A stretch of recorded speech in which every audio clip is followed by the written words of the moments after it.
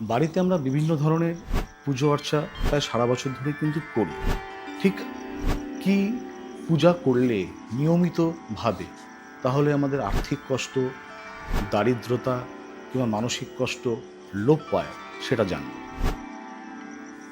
যে মানুষ সদা সত্যের পথে হাঁটতে চায় কিংবা সত্যকে অবলম্বন করে বাঁচতে চায়, তাদের প্রত্যেকের উদ্দেশ্যে জানাচ্ছি, আপনারা সত্য নারায়ণ ব্রত পালন করুন।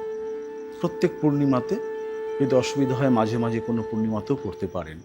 কারণ আপনি যদি কোনো সত্যনারায়ণ ব্রত যদি পালন করেন, তাহলে কিন্তু সত্যি সত্যি আপনি সততার পথে চলছেন।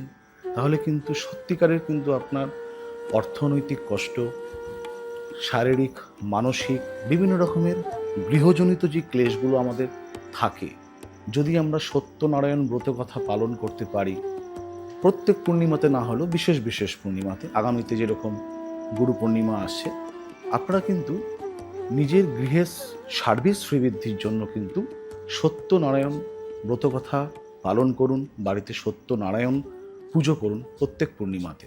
ভালো থাকবেন।